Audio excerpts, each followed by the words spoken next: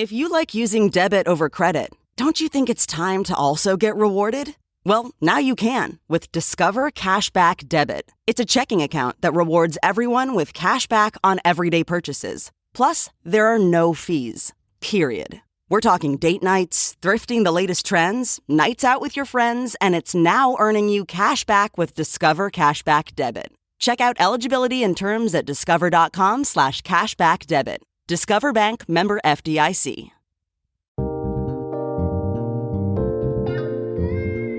I don't need no wine and dine. I want something high class. Like spending my nights at home, romancing the podcast. Take a deeper dive into these movies that are trash. Meet what's in a bookstore, and then we'll smash. Roll call. Todd. Paige. The other guy. Oh yeah, Mikey.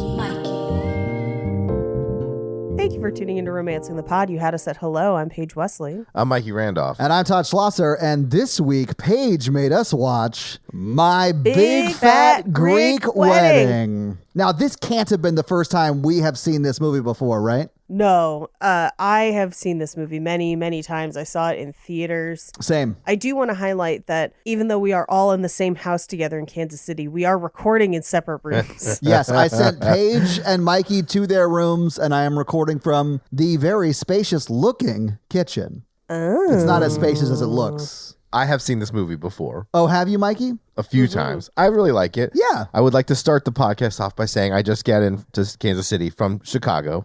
Right. Where I visited Chicago. Why? It's not architecturally significant. I mean, I'm going to be honest with you. It wasn't. Buildings are buildings. Buildings are buildings. No, I had a great time. You hear that, building writers? You can go get fucked. Yeah, building writers. Like, what is that? You don't even need them. What is this, baby toys? Yeah, but I had a good time. I did eat Sufu down there. I did all the things that I said I wouldn't want to do, except for do the boat tour. I wasn't able to do the boat tour. Well, it's because you didn't have Dylan McDermott. Am I having a stroke? I was trying to say Dylan McDermott and Dermot Mulroney at the same time. Well, if you were Mikey, you would have just called him by his Christian name, Dilly McDermott. Dilly McDermott. Isn't that what you called him during our The Mountain Between Us episode, Mikey? I don't think the answer's on your phone. What was the question?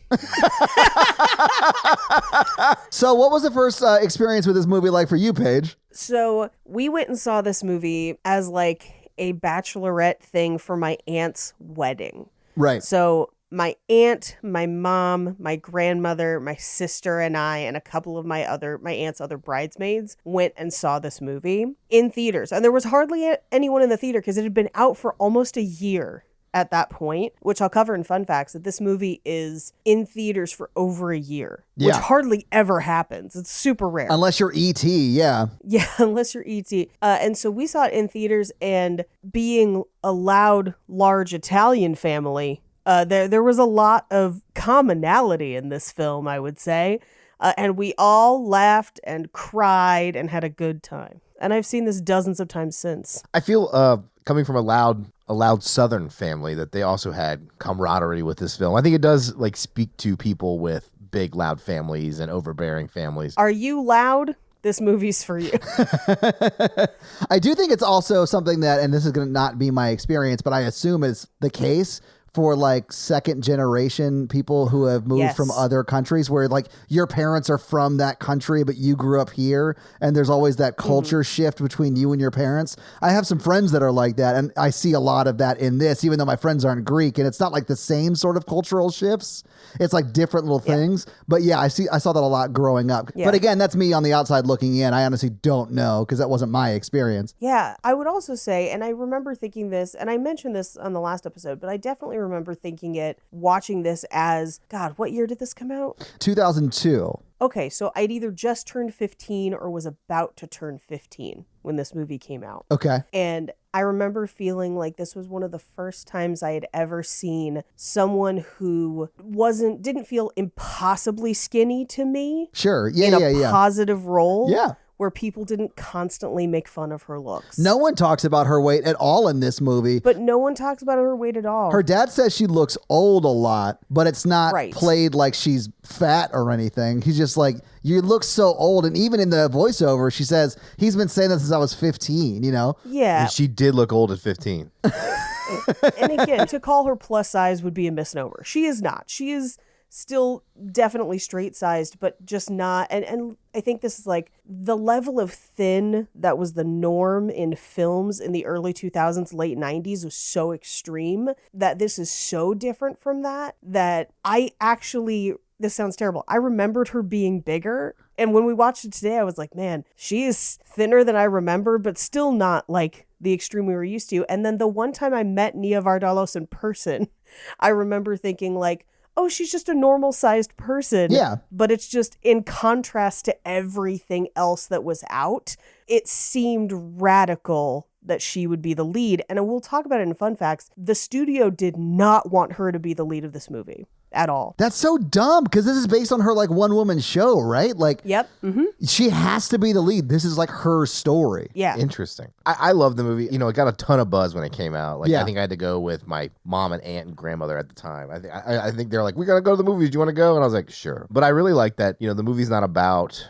how love can make you better or like a guy can fix you or whatever. She like really tries to better herself and then get the things she wants. And I like that. Yeah, it truly is about her making choices for herself to make her life better, but not changing who she is, which I think is huge because this is a movie that, even though it does include, air quotes, a makeover, it is a makeover done because she wants to and not in a way that drastically changes her appearance. It's just her, the best version of her, because she wanted her life to be different and had things that she aspired to. Yeah, we talked about this and we had the benefit this time of all watching the movie together. Yeah. Because we're in an Airbnb in Kansas City for our live show.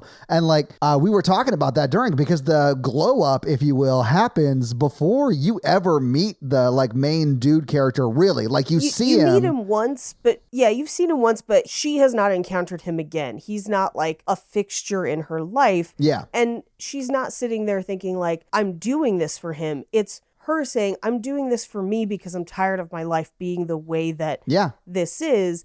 And he then gets kind of pulled into that whole sort of life glow up. But it's very much this idea of like being true to you and making choices to try and make your life what you want it to be attracts people to you. Yeah. In a way that is very tangible because people can see the confidence and enjoyment that you have in your life. But I really like that she didn't glow up to get the guy. She glowed up before Nope. she even really met him. Yeah, she glowed Yeah. up to get a life that she wanted. Yeah. And I love that. Yeah, I dug the shit out of that too. And I also love that even though she makes some choices that are different from what her family or her culture would want, her glow up does not divorce her from her Greekness. It is just in addition to. Yeah, she's still pretty Greek the entire movie. Yeah, still pretty fucking yeah, Greek. Yeah. But just the idea of like, her glow up does not mean getting rid of some of the things that are unusual about her as much as it is embracing who she is within that world. Yeah. And my experience with this was very similar to what it sounds like Mikey's experience was. Like my mom dragged me to this movie because she hadn't seen it yet either, but she was like, everyone's talking about it. We should go see it. And I was like, I don't want to watch it. It's going to be stupid. And I remember like really digging it when I saw it. And then I went back and saw it a few more times in the theaters. And I don't think I've seen it actually since then. So it's probably been like 20 years since I've seen it. Yeah. Every girl I know loves this movie. Yeah. But I'm not a girl. And I mean, I still like the movie, but it's not one of I would watch a lot, right? But it's good. Yeah, this is actually a weirdly healthy rom-com. This is too healthy for Todd. You heard it here first. No, I liked it. It's fine. I hadn't watched this in probably 10 or more years. And to the point where there were huge sections of the movie that I had completely forgotten. But yeah, this is a weirdly healthy rom-com. But I like it. To me, this movie proves that rom-coms can be healthy. Does that make sense? I agree. Like, yeah. you can make a rom-com that is both charming and funny and endearing and would have made me cry if you two weren't here without complete and utter dysfunction. Yeah, that's fair. And those make great movies, but poor episodes. Oh, I don't know. I think we got some fun stuff to talk about in this episode for sure. We got some shit to talk about. I mean, because her dad is wildly racist. Like, that is something I and don't- misogynist. Yeah. Both of them. And it's not portrayed as okay, it's portrayed as wrong, but it is a fact of who he is, for sure. Yeah, he is very pro-Greek, which that's great, but like, dude is very anti everything else. But anti everyone else. Yeah. He's so racist. He's racist against other white people. Oh yeah, dude, I think he hates white people the most, which I get. Like I get Yeah, that. he needs to give it up. The Battle of Thermopylae was like way long ago. Like, I mean, I mean, there have been more recent ones for sure. yeah, but like Greece has been pretty downhill since then.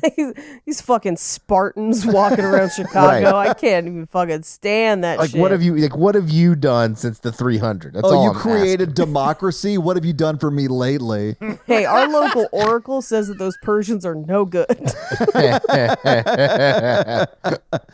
But I really enjoyed the movie. I like that it is very from her point of view, and I like that a lot. There was a lot of voiceover. Well, yeah. The voiceover is one thing I would probably change. Yeah, me too. But it does really feel like a one-woman show, which I'm sort of here for. And it's like, she's good. Viewing it as a kid, I remember thinking it was funny that he was so like, it's Greek or it's crap, essentially. But as an adult, I'm just like, ooh, this does not bode well for someone who lives in a society where not everyone is Greek, which is like most societies. Yeah, I don't know if Yeah, he's been except for like around, Greek but like, society. yeah. Even Greek society is not entirely Greek at this point. So I did love, and I don't think I fully understood it as much as a kid, but I think, Todd, you commented on it today as well. The love and acceptance that her younger brother has for her. Oh, yeah. yeah, so I love that. I love it so much. That's what almost made me cry Yeah. today, was her relationship with her younger brother. Yeah, I remember crying in the movie theater over that, just because it was like so sweet. Because there's that moment where he's getting baptized, and she's like, I think at any moment he's going to be like, yeah, right, you're not worth this, I'm out. And her brother looks at her and he's just like, no, you are worth this. Like, Yeah, you're you are amazing. worth this. Yeah. One of the things that's really striking about that scene where she says, I'm not worth this, and he says, yes, you are, is that he's the first person to say that she is. Yeah.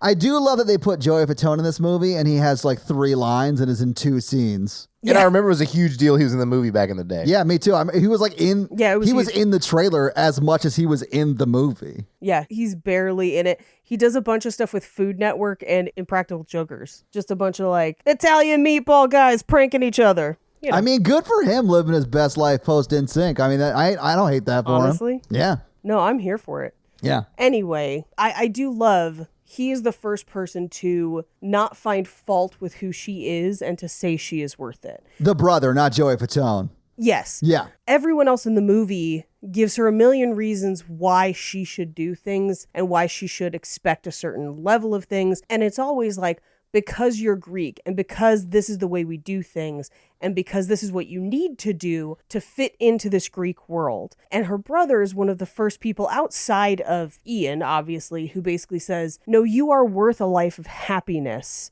and it is worth someone trying to make you happy outside of this world. Like outside of whatever our culture demands, even though in that scene he is doing what her culture demands, he's basically like, it is worth it for you to have what you want. Yeah. Because you are worth it. Yeah. Which is very touching. Yeah, I fucking loved it. Absolutely. Yeah, it holds up. It held up better than I thought it would.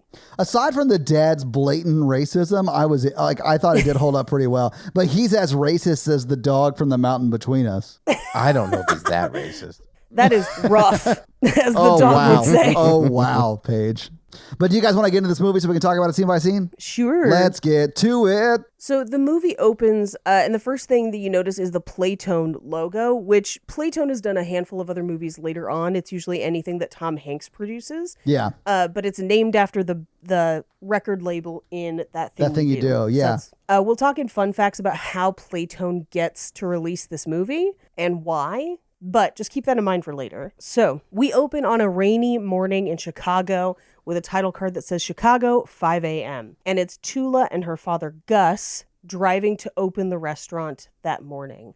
And as they're stopped at a stoplight, he just turns to her and says, you've got to get married soon. You're starting to look old. Yeah. And this is where her voiceover kicks in, where it's basically, my dad has been saying that since I was 15. Because good Greek girls are supposed to do 3 things: marry Greek boys, make Greek babies, and feed everyone until the day we die. we cut to the restaurant where she and her dad are opening it up. It's Dancing Zorba's. And she kind of goes through what her childhood was like. It was kind of a fun montage where she's like, the other girls were like skinny, blonde, and delicate, but I was a swarthy 6-year-old with sideburns. And I was like, oh, same. Hard same. Yeah. As someone who has never been thin and delicate and has always been a brunette, hard same. But they even have like a flash to like girls at like in the cafeteria, right? Right. And like the girls immediately make fun of like what she's eating or whatever. They just do whatever they can to like Moussaka. otherize her, you know? Yes. Yeah. Absolutely.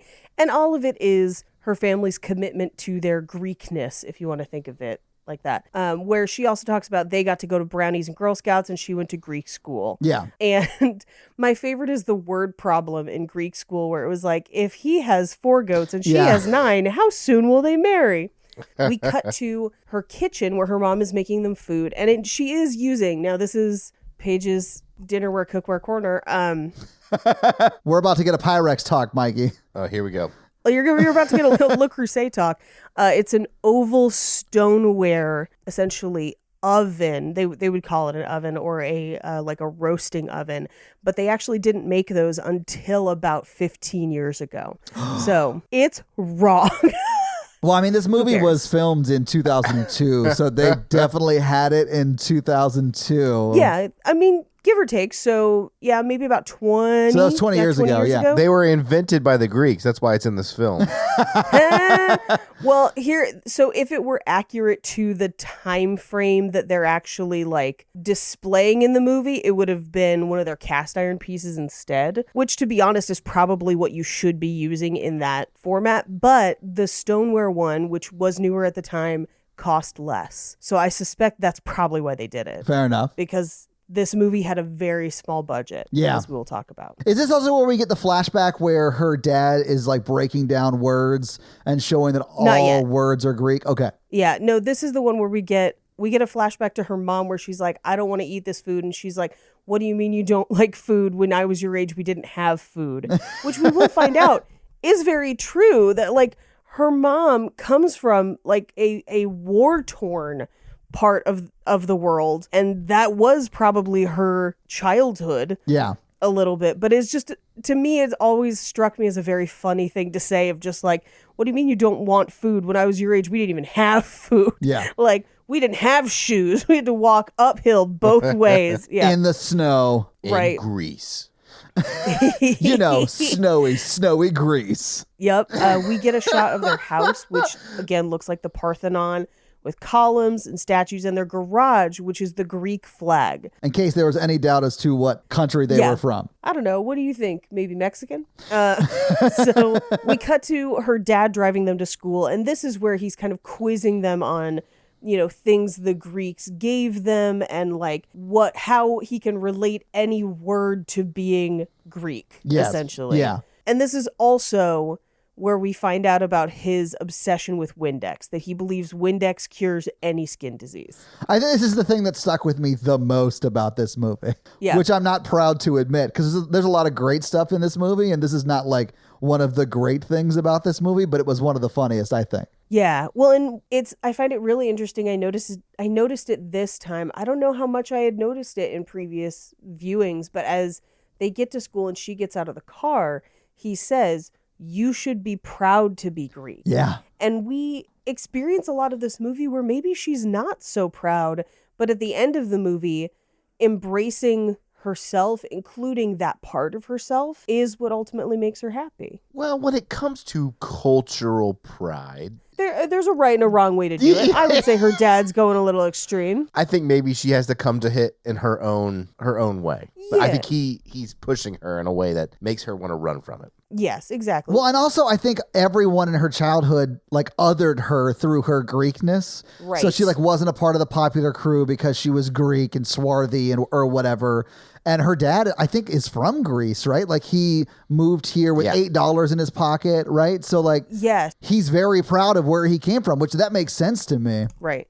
We cut back to their house where she talks about her dad bringing his mother over from Greece, who definitely has some sort of dementia or Alzheimer's and is continuing to relive the war with the Turks, which is terrifying when you think about it in practice, but pretty funny in the movie. It's played very funny in the movie, but that war was terrible. But like they also, I think the grandmother thinks their next door neighbors are Turkish, even though their name is like Mrs. White or some shit. Like I don't think Mrs. White is Turkish, but I think it might be the opposite. I think that occasionally the grandmother thinks that her family are the Turks because she's running from them a lot of the time. Shit. Okay. And is always hiding in the basement or on the roof or whatever when that neighbor eventually brings her back over. But one of my favorites is in this scene is that she's subtitled, but she's like, "You're not kidnapping me."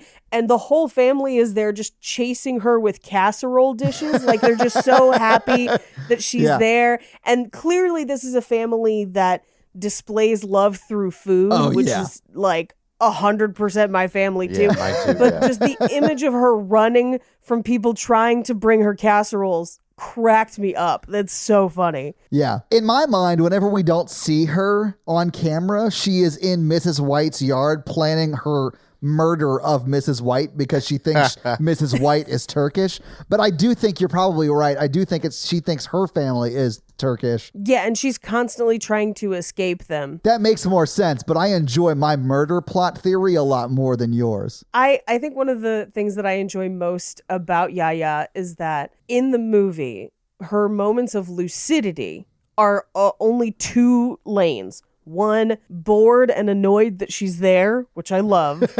You mean like at the wedding itself when she's just sitting there like at the wedding or when they sit her down to watch TV and they're like, "Hi, Yaya," and she's just like, or fuck off, a bunch of Turks. Yeah, or it's the most touching scene in the entire fucking movie. Oh yeah, when she brings the like photos of her wedding and shit like that, and yes, which makes me sob every time. But like that's the only things you get from Yaya: annoyed, super touching, escaping the Turks. That's it. And possibly planning murders. and possibly plotting murders. That's kind of like me, except escaping the Turks part.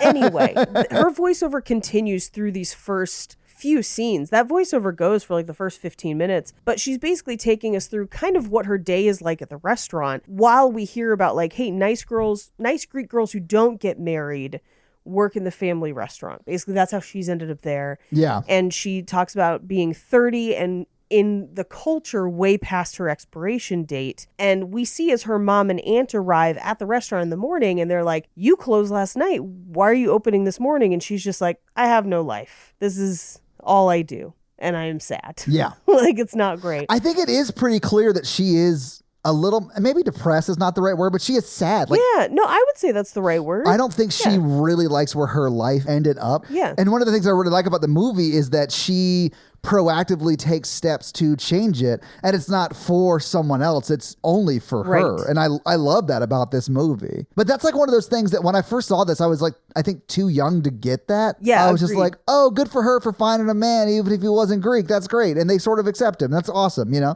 I wasn't thinking about like how this sort of subverts a lot of tropes in rom-coms, especially at this time. Yeah. That's what I noticed today watching it as opposed to before. Yeah. This first kind of scene in the restaurant basically takes us through almost all of the family members we need to know. So like we meet her brother Nick, we meet her cousins Nikki and Angelo, we meet her Uncle Taki, her Aunt Vula, her mom, her dad, her oldest sister, Athena, who is constantly either pregnant or holding babies in this movie. Yeah, I think she has 4 kids when the movie starts, and she has another one over the course of this movie. She has 3 when it starts, and then has the 4th, which that's we figured out as we were watching this movie, because we were trying to determine how long they dated before they got married and stuff in this, because it seems rather fast, and a lot of it's told through montage. And what we realized watching the movie, it was very, very subtle, is that her older sister starts the movie not pregnant, then by mid-movie is like a few months pregnant, then by the end of the movie at the wedding is holding a baby that is a couple months old. Yeah. So this entire movie takes place over like a year and a half. Yeah, at least a year, but probably a year and a half. And potentially 2, to be honest with you, depending on when she gets pregnant. In the credits, which I'd never noticed this before, but in the credits, the sister character is pregnant again. And the credits are 6 years after the wedding. So like she could have had a few more kids. Like in my mind, her sister has 25 kids. I would say that her sister has at least, A soccer team. I would say she's pregnant with her sixth. Yeah. Because I would bet in those 6 years she has another one and then is pregnant with another one. Yeah, that's like my family. Like in this movie, when she's talking about how she has like 27 first cousins, I was like, I have 80. Like I have in the 80s of first cousins. That's that's bad shit. Welcome to Mormondom, Mikey. Yeah. I have 18 first cousins. See, for me, so half of those are step cousins. Which ones can you marry if you have that many? None. Only second and third. I could technically marry all of my step cousins, but my granddad had 8 kids with my grandmother, and then when my grandmother passed away, he married another woman who I think had 7 children. The family gatherings when I was a teenager were fucking nuts. Like it was hundreds of people. Yeah, and mine are all on my dad's side, which is not the Italian side, but they're almost all women as well. Yeah. So as a straight lady, I can't. I have like almost no cousin marrying options. Shucks. Also, you're married Shit. already, Paige. Damn it. Yeah, I know. This isn't a problem I have. Although, on the Italian side, we have like a step cousin. Nice. A relative suggested my sister date one time, which we were like, no. But yeah, I mean, I have like 18 first cousins. And of the ones that are about my age, there's probably like 6 or 7. And so we kind of grew up around them all the time. So like our family gatherings were huge because it's like 6 or 7 or 8 families at a time, all of them with kids, roughly the same age everywhere. Yeah. And then now as an adult, I have cousins that are 18 and 20 years younger than me. Oh, so yeah. they've only Wow. known me as adults. Yeah, like I have family members, like my mom is the oldest of 8, right? So like a lot of my aunts and uncles that are around her age that have kids my age, we were pretty close. But a lot of my family lives in Utah for obvious reasons, and like I don't super get along with their beliefs.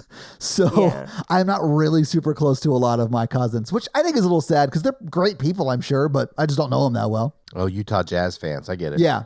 Yeah, they love jazz. That's what it is. It's a basketball team. No, I know. I It is know. best. I'm just I saying have- they don't typically love the people that created jazz music. Until 1978. Yeah, exactly. You mean they also don't like the people who play for the Utah Jazz? Yeah, absolutely. Mikey, did you have a big family, or is it just because like you grew up in like rural Georgia? I grew up outside of Atlanta. First Right. off. Yeah, rural Georgia. Oh my God. No. First off, no. But my extended family is a big, loud Mississippi family. Right. On both sides. But because your mom and dad didn't have a sister, like, is that why you're having so much trouble finding someone to marry? So when you say Wow. big, loud Mississippi family, The Utah guy talking to me about marrying cousins. Hey, I've never lived in Utah.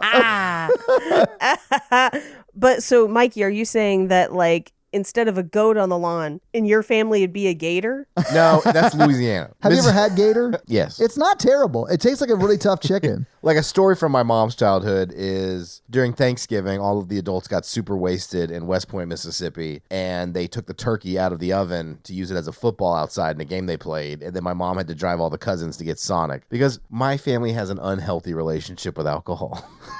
I'm serious about Thanksgiving. Food, not the holiday. Don't really care if we celebrate the holiday that much. I just like cooking the food. And Paige, I wish you were cooking it for all of us. You can come for Thanksgiving if you want. Oh, I got invited to something, Mikey. I mean, we have a small apartment. You're going to have to stay in a hotel and shit, but like... I'm already staying with them that weekend. So Oh, you is have that why I had to stay in a Yeah. hotel? Oh, I see how it is. Yeah. They made me sleep on the couch while he cuddles with Jake. It's a real awkward arrangement, but... You know, what It's can just you do? platonic. As long as I get McCready, I don't care. McCready's only nice to me when I come back from being away. And sometimes it takes a day where he's just like, oh, you're back. But then later that night, I'll find him all cuddled up next to me. And I'm just like, I knew it. playing aloof. Yeah. Toxic men. Bastard. Yeah, that's what it is. Toxic cats chew linen. When I get home from like being gone for a while, my cats will be like, oh, you're back. And then like the second it starts storming outside, they're like all up in the bed wanting to snuggle. Like, yeah. Paige, when he talks about him and his 6 cats and him coming home to him, do you picture Michelle Pfeiffer in Batman Returns? Now I do. They just all lick me in bed. I'm like, oh, I don't know. The weird thing is I'm wearing that same outfit though. I sleep in that. Yeah. He's wearing it, not the cats. See, this is just reminding me of the trashy romance novel I read yesterday for self-care. Todd, I think I showed you the cover. You did not. Oh, you showed me the cover. Yes. It's called Highland Treasure, and on the cover is I would say Witcher-style looking man with a lot of abs. That looks like Jesus. Well, now you've ruined it. It looks more like Cesare Borgia than actual Jesus, but yeah. Oh, hell yeah. Yo, Cesare fucks! There's like 8 people out there laughing at that Cesare joke. Everyone else is like, I don't know what the fuck he's talking about. And I'm okay Everyone with else that. is like, we don't have showtime. So we cut to her dad, her aunt, and her uncle talking about Tula they're in one of the like little booths in the restaurant. And they're like, well, what if we send her to Greece to get married? Does she not want to get married? Like, what's wrong with her? Essentially. And she's within earshot. Yeah. She can hear them. She doesn't have opinion. She's not married. I Oh mean, my God. in her dad's eyes, that's kind of the case, which is, oof, it's not good. But we watch as she takes the trash out to the dumpster and sits and basically looks at a pamphlet for essentially community college. But she's just like, I got to do something so that I'm not stuck here forever. And the voiceover goes over that of just kind of like, I wish I had a different life. I wish I Yeah. was braver and prettier, but nothing changes. And then John Corbett walks by, or Ian is his character's name, walks into the restaurant. And she's kind of immediately taken with him. And I think in some ways, the movie portrays this as the inciting incident for her changing her life. But to be honest, I think it was already in progress. Yeah. No, I don't think it's the exciting incident. I just think it's a kind of characterizing how she looks at him as like something she'll never get unless she makes changes. That's what I think too. Yeah. Exactly. Because in this scene, she already had the pamphlet for like community college computer she classes or whatever. So she was like already in the process of bettering herself. She was just in the early stages of it. And I say bettering herself, Right. I don't really mean that. I mean like just changing her life in a way that she wants it to be, you know? Right. But I really do love the way she looks at them because the music is like very like meet cute-ish. But if you change the Right. music, it looks like she wants to kill him. Like it looks like she is her great grandmother and he's Turkish. Right. Or she's like a huge fan of his books and he wouldn't get out of the cock-a-doodle car and she's just waiting to take a sledgehammer to his ankles. Oh man. Yeah. No, I feel you. Yeah. I do really like that she is standing right next to like Ian and Ian's friend and like just staring Ian down like and is yeah. like super into it and they notice her and she doesn't even stop at that point. Like it's very funny to me. Yeah, she doesn't even stop. I think one of my favorite things as well. So if you're unaware, the other character who I think is Jimmy, I think is his friend's name. Yeah. But he's played by an actor named Ian Gomez, and that is Nia Vardalos' actual husband that the play is based on. So he had to watch this other guy play him in a movie, make out with his wife, marry his wife, bang his He's wife. like, did he have to have long flowing hair? Well, yeah, because the real Ian's yeah. bald. Well, we'll talk about it a little bit in fun facts. The one woman show she makes is not exactly autobiographical. There's some things okay. that she takes. And part of the things that she takes is the fact that Ian, her husband, because her husband's name is actually Ian, does convert and get baptized in the church for her. So like that's one of the things that kind of goes into the story. But yeah, and we will also cover in fun facts that the studio didn't want either of them in the movie at all. And so that kind of plays into who they choose to produce the movie and some of the other choices they make as far as casting. Interesting. But- Okay, cool. Yeah. So, yeah, she is smitten by him. But again, I think you're right. I think it is a thing of like, I will never have him. Yeah. And she's distracted. She doesn't get him coffee. They end up leaving and paying for the food. Okay, so I just realized that it just hit me that like her real life husband in the scene asks for coffee and she gives coffee to like the guy Yeah. who becomes her husband, like the character playing her. That's wild to me. Like that scene Yeah, has to well, have felt so weird as her husband playing like the No, ugly I think best it was friend probably character. Oh, I'm sure Yeah, it was no, hilarious. Like I would laugh through that. Like that would be funny to me. And I think it's also when it's part of a performance and you know it's going to be part of a performance, there's a disconnection there. It's not, you kind of compartmentalize it emotionally. Yeah, like sex. I'm sorry, what? And I'm sure based on the relationship my husband and I have about things that I end up doing for performances or whatever, I'm sure they probably talked about it and made sure everyone was going to be okay Sure. before they did it. So, you know, Anyway, my favorite is that her husband is the one who basically sees her crouching behind the counter and just goes, "Keep the change," and then walks away. I've always really liked Yeah. That was pretty great because she's like squatted down behind the bar, like where they pay. Right. It's so silly. Yeah, her awkward hiding from guys is too much. Well, she only does it to Ian in this movie, and it's very funny That to we me. know of. It's got to be a nervous tick. She probably does it to everybody. Yeah, there's probably a lot of montages they cut where it's just her doing it in like school. She like has a crush on like the football star, and he's like on the field, and she's like crouched down behind the fence or whatever. Like, yeah, Have neither of you ever done this where you just see someone in person that you're just like, that person's so insanely hot and I just want to stare at them, but if they catch me, they're gonna think I'm creepy, and so I'm just gonna stay kind of out of their field of vision? No, just me? Okay. no, I have never done that. I've always been afraid of like, Missing out. well, maybe, but like I think it's a different look on a dude who's staring at a woman. So like I just don't. Oh, do yeah, that. that's true. Sure, we've all been Yeah. peeping Toms. What are you talking about? Yeah, like what you just described for you is charming. What you just described for me is a felony. It's a felony. Yeah. Yeah. It's fine, though. No, but as especially as a younger woman, I have not done this recently, but as like a teenager or something, like super hot dude, or even at school where it's like you don't want to be noticed. Does that make sense? Because not being noticed is easier Then being noticed. Yeah. than being noticed. Yeah, yeah, easier yeah. to manage than an interaction with that person. Yeah, no, I understand Yeah. that like dynamic, but it's just different if I'm lurking in the shadows staring at a woman who's changing Right. in her room. Like I would be Michael J. Fox's father in Back to the Future, and no one wants to be that dude. You No. get your damn hands off Off of her. her. I'd like you to remember you're calling him creepy in a movie where her son tries to fuck her in that car. So like Yeah, it's actually her that tries to fuck Yeah. Michael J. Fox. With this But gaslighting. because she thinks he's Calvin Klein. Yeah. Because that's what his underwear said. Look, if someone Yeah. tried to have sex with me in high school, You would just assume they were trying to murder you and you would have backed away. yeah, my last guess would be they're a relative who came back in time to save me from something. That's fair.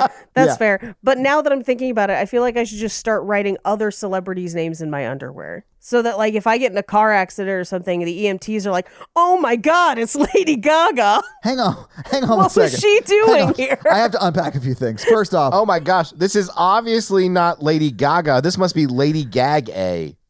it's Gaga, guys. It's Lady Gaga. It's Gaga. Hang on, I have to unpack some things. Do you guys write your name in your underwear?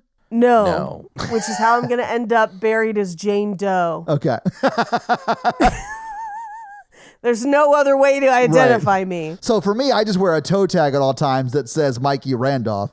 I don't want there to be any confusion as to who killed me. I could honestly be monopolizing on the situation. Like, what's stopping me from just like, I cannot record like this. Both of you are outside the screen, and it's driving me bananas. I'm sorry, I'm laying down.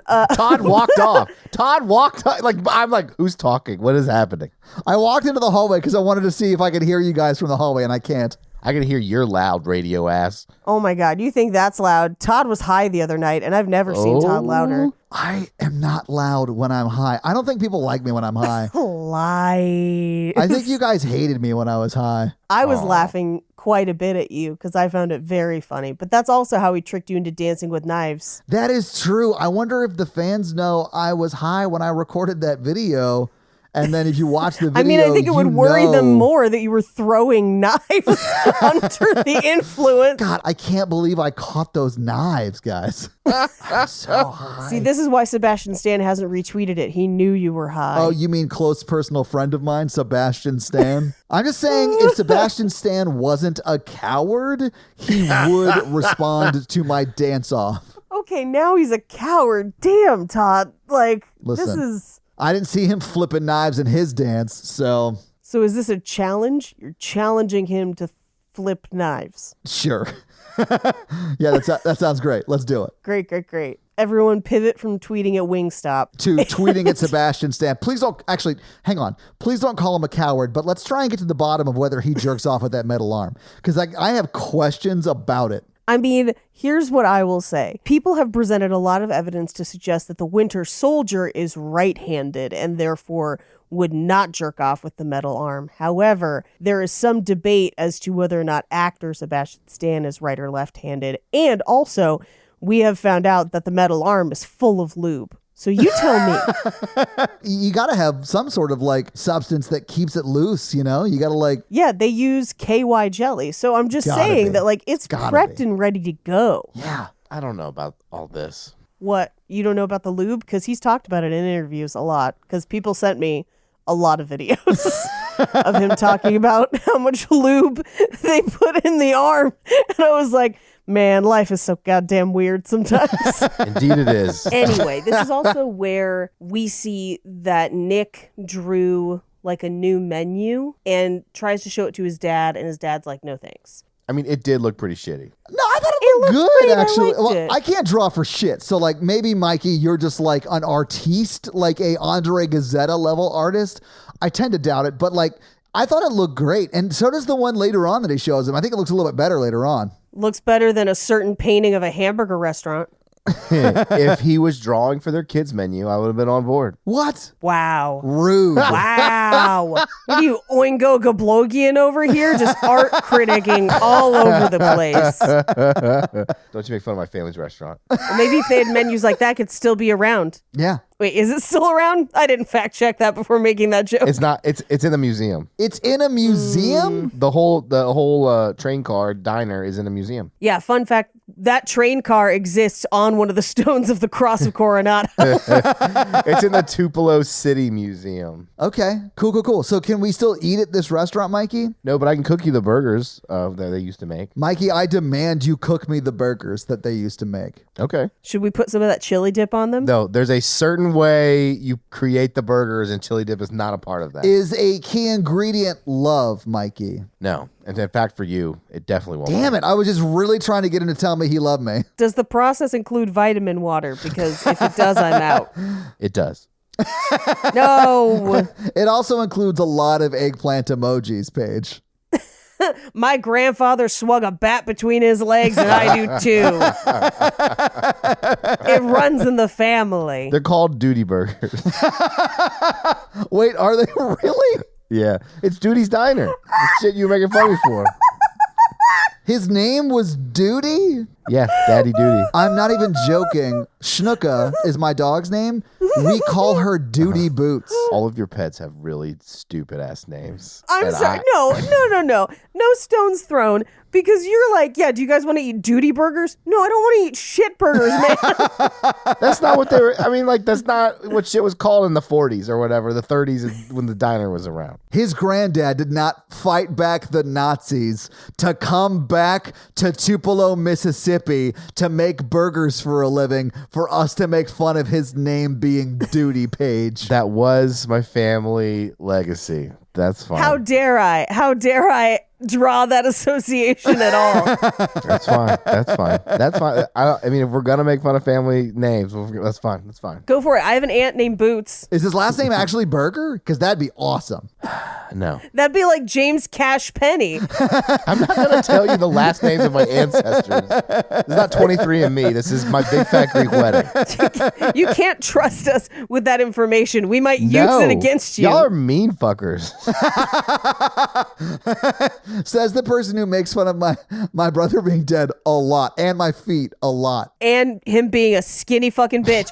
You know what, Mikey, he shouldn't get the duty burgers because he's too skinny. Yeah, you skinny little bitch. You wouldn't even like them. I bet I would. I like burgers though. Yeah, you want me to make you a slider? I mean, I would take a slider. A duty slider? That sounds worse, dude. That just sounds like diarrhea. What'd you order? The duty sliders? Oh, you're going to be on the Porcelain Master all night, huh? Oh man, I gotta wash these drawers, man. I had some duty sliders last night. Let's get to the wedding. Hey, are we at the wedding yet? Hang on. No. We're still laughing about duty sliders. It's like when you try to chance a fart and you guess wrong. Oh, yeah. Was it spelled Doodie? I don't know how it was spelled. It's on the painting. Well, it's too bad you're not at home because we could like actually look at it and see how to we could spell look at the duty. painting. Yeah, but Yeah, and then if we turned it over, we'd find the Declaration of Independence. Paige, we have to go to Mikey's house and steal the Duty restaurant painting. Was it called Duty's Diner? Yeah. Was it D-U-T-Y? Was it that kind of duty because he fought in the war? I don't remember. It's not D-U-T-Y, but I Okay. don't remember how it's spelled. It's not spelled like. Oh, okay. They do a festival. In fact, this weekend, I think, is the festival. They do a festival every year. They do a duty festival? They do. yeah, in Tupelo, dancing porta Mississippi. potties whole night. Everyone's dressed up like the shit emoji. Oh, how did they pay to license that? Mikey is on his phone. He's so mad at us right now, Paige. Okay, fine. Let's move on. Let's get off of duty. Let's squeeze the rest of this episode out. Let's finish this so we can watch Demolition Man until 1 a.m., all right? Yes. That's how we're rewarding ourselves with Pizza Hut and Demolition Man. I want stuffed crust. Let's do it. I'm game. Well, of course. There's no reason to order Pizza Hut unless you're ordering stuffed crust. Listen, I don't think we're going to find out what the 3 seashells are for unless we get stuffed crust. Anyway, so this is where Tula comes in and asks her parents if she can go to college. And her father is just like, why do you want to leave me? Get married, make babies. You look so old. It's very cruel. It's very sad. He does it in this way, like he breaks down crying. It makes me laugh, even though it's terribly mean. It's No, guilt. he's the worst. He's trying to guilt her. He's putting it on. Yeah, he's terrible. He's super racist. Like doesn't want his daughter to be educated. Like it's wild, but like it makes me laugh, I guess. It's played for comedy in this movie, I guess. It is.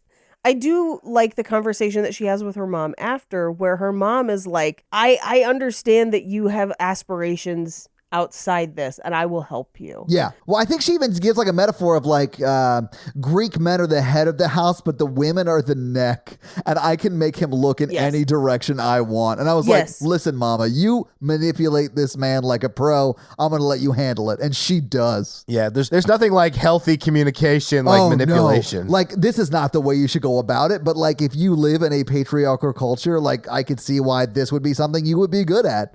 And I don't hate the mom for doing what she has to do to help her daughter out. Yeah, that's true. What I do love is the overheard conversation between the mom and the dad where he's like, there's drugs downtown. Like, she's already smart. Why does she need school? yeah. Like, his reasons are crazy. And the mom is like, what do you think? She's going to get addicted to drugs? And he's like, no, but someone's going to say, take this package somewhere, and she will because she's nice. Right. I'm like, this is a wild fear to have. But it is Chicago, and I heard everyone who lives there is terrible. Every single person in Chicago, terrible. Look, you can't take out your anger about the duty sliders on them, Matt. Yeah. Oh, I can. It's happening. You got to direct your anger where it's warranted at me. No, My hate for Chicago is as tall as the 103 stories of Willis Tower that I visited. dude, Mikey is still mad about that observation deck. Dude, I couldn't have done it, Mikey. Like, I'm so afraid of heights. I'm surprised you were able to get out there and take photos. Yeah. It was like an outer body experience. I've never been that terrified in my life. You manned up in a way I could not have, and I'm very proud of you for doing that. Like, I could not have done that. I would have been so scared I would have made duty sliders in my pants. Oh, God. Paige, I don't know if you know anything about duty sliders, but they are so good. They'll put them in a museum in Tupelo, Mississippi. It's fine. That's fine. It's all fine. You know, that restaurant had to close down because McDonald's opened up. Oh, fuck late stage capitalism, man. Uh-huh. I mean, if you want a burger that tastes like shit, McDonald's is the place to go. Yeah, if you want a burger that'll make you duty slider, go to McDonald's. If you want a solid yeah. duty slider, go to Duties. Yeah, exactly. Yeah. Mikey, if we ever get like podcast rich, I am going to open Duty Sliders with you. We will put up that painting that's in your house right now, and we will straight up like just sell burgers like your great granddad did, or granddad. I like how you're like, I want to get famous at podcasting so I can get into food service. Like, hey, I worked my way out of retail into podcasting. I ain't going back. You can't take me. Paige, I don't know if you know this. Food service is like a really tough industry to break into. So like you've got to find an interesting pathway to get there. Hey, I don't know if you know this, but if you have an allergy, if something has like milk in it, you can't have it. Oh, man. I don't know if we have time to tell that story, Paige, but Probably not. We have to keep it moving. maybe for the live show tomorrow we can tell it. Maybe. What I do love is Tula's mom's argument to this, where she's like, oh, what do you think you're smarter than me? I run the restaurant, I run the house, I cook, I clean, I teach Sunday school, I raise the kids. It's lucky for me I have you to tie my shoes. Yeah. But basically this idea of like, you don't think she's capable, but women in general are capable. How are you more capable than me? Yeah. Essentially. It's just genetics. She has a good point. Wait, Mikey, what? I'm sorry. What was that? What was that, Mikey? You were made out of our rib. Oh, no, we're not getting into this. Mikey. Let me introduce you to what a parable is.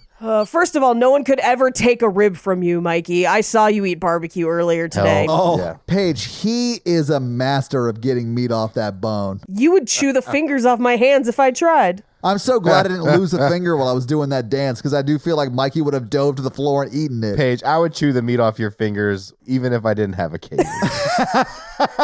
Finger meat is not good meat, Mikey. But I love finger foods. Anyway, we immediately cut to a montage of Tula going to college, and we see kind of incremental changes in her life. And I think this happens over like 3 to 6 months. Yeah, probably. So like, this is not like right away, but she's like dressing differently. She's doing different things with her hair, with her makeup. She's getting involved in classes. She gets contacts and gets rid of her glasses. Like, she gets contacts. Yeah. Yeah. And she finds a pamphlet for computers and tourism and kind of sells her mom and her aunt this idea that she could run the travel business that they have. yeah. The travel agency, because she could basically take it online and do all the booking via computers, and it would make it faster and they'd make more money, and it would get her out of the restaurant. It's a change of pace for her, essentially. Yeah. And they agree, but they have to make her dad think it was his idea. Right. Because it's a very sexist sort of thing in their Yeah. life, I guess. Yeah, because this is what we call very unhealthy family systems at work. Yes. But so they sit the dad down in the restaurant and they do this whole kind of back and forth play of like, how are you? Woe to me. Business is bad. And you're just Aunt like, Tula's my favorite character in the Oh, whole me movie. too. Hands down, she's Aunt she's Vula, my you mean? favorite. Yeah. Yeah. She's so good. And like when they go in to talk to the dad Gus about this, like Tula is talking to the main character's mom and she's like, don't tell me what to say, but tell me exactly what to say. And then it like snap cuts to them and they're very much like doing this like good actor playing a bad actor. Like the, Yes. oh, woe is me. Community theater. I have trouble in business. Yeah, it's just very funny to me. yeah, I work all day at the store, so I have no time with him. Yeah. It's really, but my favorite is when he suggests, he's like, oh, why don't you send one of the other kids over there? And she's like, oh, that would work. And then they have to like snap her back Yeah. to like, no, it wouldn't because of the computers, wink, wink. And then he's like, ah, yes, we'll send Tula over. You're so smart. Yeah. Because this was back in the early 2000s where you could just go Yes. get a degree in computers. Computers. I did love that. Just like in The Room, where it's like computers are a very competitive field and I have my job at the bank. In this scene, though, the dad, Gus, as they're like, oh, that's a great idea, like fully having manipulated him, he's like, see, a man's brain can figure it out. Gus is like super sexist.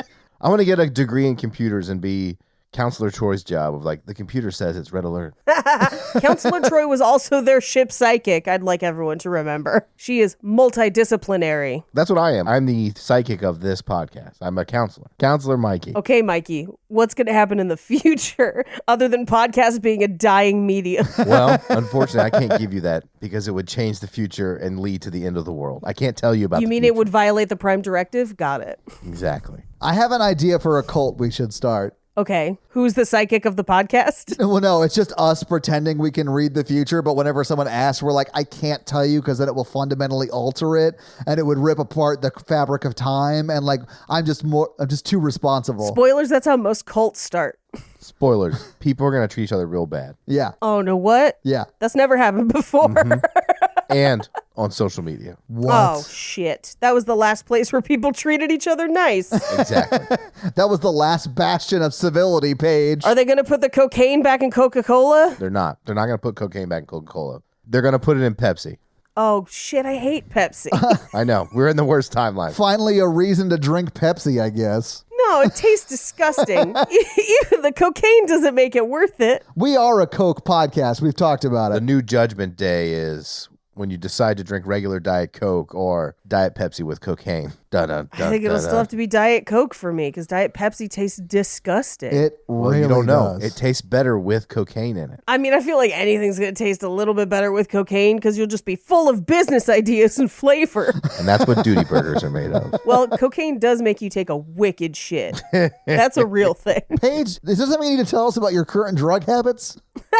No, I just know enough people who have taken enough cocaine to have taken a lot of cocaine shits. Yeah, Paige was at the gas station today, and the guy in front of her stopped up the toilet. Right. quote, He did. The quote unquote guy. But now that we've had this cocaine conversation, Yeah, it's starting to make a lot of sense. Mikey, let me ask you a question, and Paige, Yeah. you cannot answer. Did you see someone come out of the bathroom before Paige went into it? I did not. I saw that one family buy candy before that we bought stuff, and no one else was in the gas station. I'm just thinking Paige's duty sliders clogged up that toilet. That's all I'm saying. Paige, you can't lie to me. I'm a psychic counselor. Then listen to my thoughts and you'll know the truth.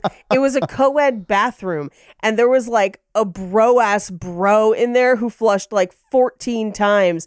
And I was just like, what's going on in there? It was taking forever. And then he came out and he was like, oh, there's something wrong with the toilet. And then left without plunging it. And he had just fully clogged the toilet. So I plunged that shit. Then I dropped a deuce and then made sure it was gone for the next person to come into the bathroom because I'm considerate. You see, Todd, that story is too specific to be true. It is too specific. Too specific to be true. Fuck you. Mikey, I talked to the guy who was behind the counter after she was done, and I found out that toilet's been dead for 10 years. And then he's like, I sold your friend a bunch of cocaine. Did you know there's cocaine in Faygo? She didn't buy the Faygo, did she? She did buy a shitload of She did buy Faygo. the Like, that Faygo. is a true story. Well, because they only had it in like 12 packs. They didn't have just individual bottles of Faygo. Well, you got to make do with what you got. Make do with what you got. Gotta make duty sliders with what you got. Sliders is what I've got.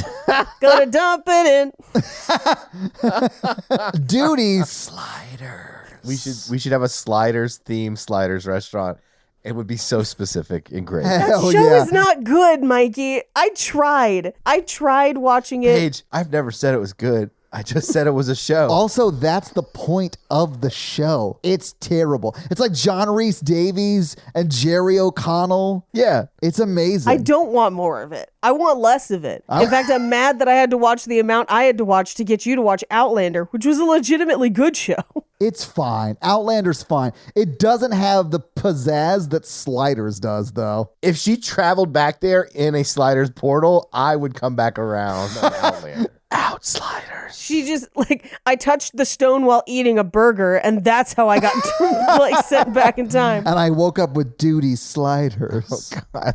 And all the Scots in the past are like, what is this small sandwich? And she's just like, it's a slider. And they're like, she's a witch. Burn her. That's how I would be. I'd be like, why aren't we making real sandwiches? We need to burn this woman. Also, what the fuck is a sandwich? I want to invent time travel, go back in time, and stop sliders and mini sandwiches from being invented. And then I Why, come Mikey? back. Fuck you, You're not sliced gonna kill bread. Hitler. You're not gonna try and stop Chef Boyardee from his murder spree. No, you're just gonna go small sandwiches. That's the one Yeah. thing that needs to change in history. It's the one thing you can change without going back, without like Hitler in charge of the whole world in 2022. You don't know that. You don't know what kind of Final Destination series of events you're kicking off. Actually, I do think that we had a leg up in World War II because Hitler was on meth because he had a problem with Duty Sliders. So they prescribed him meth. Do not. Honestly, Talk that's shit. true. I know. No, Paige, that's actually Paige, true. you're welcome. I knew you'd get that joke. You are not allowed to say that my great grandfather served burgers to Hitler. I'm taking a stand. That's not what he said. That's not what I'm he saying, said that Mikey. Hitler kept shitting himself, Yes. aka Duty Sliders. That is what I'm saying. And his doctors at the time were like, "There's nothing that could solve this except maybe Meth." Well, just think how happier the world would be if there were only full-size sandwiches. Maybe Hitler stayed in art school. I refuse. Paige is done. I can't. Honestly, the real villain of history is the person who rejected his art school application. No, they weren't, because his art just wasn't that good, and he thought too much of himself. That is true. It probably would have happened anyway, but we would have all had like stupid paintings in our house of like restaurants someone in our family ran. I hate you all. Yeah, we got to move on. Hey, Paige, if we want to order this pizza, we might have to do it now. Yeah, we should do it now. I'm getting a message from the future. And it says, I want my own marinara sauce. So we cut to her at the travel agency, and she's like killing it, where she's booking a bunch of stuff, she's keeping busy, and John Corbett's character, Ian, walks by outside and kind of notices her, and she kind of notices him looking at her, and she hides behind the water cooler. Which is see-through, by the way. Yeah, it's not a good hiding place. Yeah. She's not good at hide and seek. Well, yeah, because that water's filtered. Paige, the water's clear. All water's clear, Mikey. Not dirty water, Paige. Yeah, but why would you have dirty water in a water cooler? I don't know. What if you want to drink lake water? That's your thing. I don't know. Like Chicago. What if you're like super into getting Giardia, Paige? Ever thought of that? Honestly, I can't tell you how little I am into getting Giardia, but it's like so little. What if instead of smart water, there's stupid water and it's like full of algae? Mikey, I have a business proposition for you. It's called stupid water. You got to call it something else so you can get yoga people to drink it. This product is not for drink. Just be like, it's good for your gut biomes. Yeah, exactly. Yeah. This is a water specifically designed to butt chug. I love the face Paige made when I said that. It's a horrifying reality. Do you have trouble with duty sliders? Get yourself some dumb water. Butt chug some stupid water. I think we should call diarrhea butt throw up. This is why you aren't in charge of our branding, Mikey. That's why I'm going back in time. This podcast is called Stab, Stab, Blood Everywhere. I'm just going to go back in time and I'm taking you with me. Then we come back and I'm like, now no one says diarrhea. They only say butt throw up. I went and changed the mind of the doctor who named it. You mean Dr. Diarrhea, Mikey? Of the proud diarrhea family? Of the Manhattan diarrheas? He has a restaurant. It's called Diarrhea Sliders. But then, what do you do about the song? Because like butt throw up doesn't rhyme. So if you're like, when you're riding in a Chevy and you feel something heavy, butt throw up.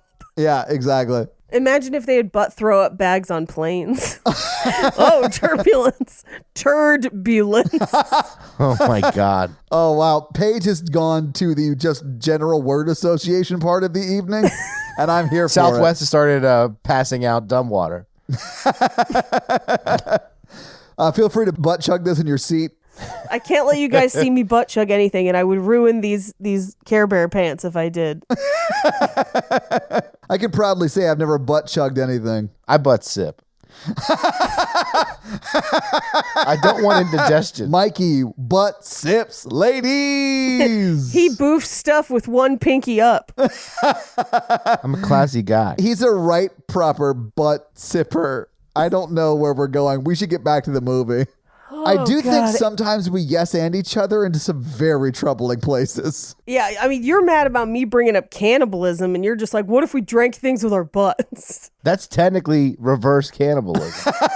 I don't think it is reverse cannibalism, Mikey. It's unrelated completely. We don't have to get to the bottom of this. Let's move on. Well, I don't think there is a bottom to this. Well, not anymore because we ate it. Sebastian Stan already cut it off her. So we cut to, she's at home with her parents watching TV late at night. And this is where the neighbor brings Yaya back. Yeah. Mrs. White brings her back. Yeah. Right. And Tula kind of gets up and goes to her room. She's kind of exhausted and bored. But basically it's like, you know, she's doing all this work, but her life still hasn't changed that much. But she's putting the work in. Yeah. We cut to her working in the travel shop again. And again, Ian shows outside the window, does the like stairs, whole nine. He's kind of like pantomiming. An old lady beats him up. And then I was like, do the stairs. And he did it because And he did it. get with ladies. I was like, do something dumb. Act like you're on invisible stairs. Pretend like you're clumsy to be charming. That's Mikey's like go-to. Take this bottle, drink Yes. it with your butt. I'm Do what pretending. girls like. I'm pretending to be clumsy. Right, Mikey. It's honestly just, it's hard to balance with that vitamin water. dirty water. Wash your dick, man. What's wrong with you? Anyway, so he actually comes into the travel agency and they kind of talk. They have this fun little meet cute and he asks her out. And we cut to their date and it's a really nice dinner. Yeah, it's like a black tie affair on the first It's date. fancy. You know what you should do for a first date? Like coffee or drinks or something like that. Yeah. Or a walk, like a hike Yeah. deep in the woods. No hiking on the first date, Mikey. They'll never find her again.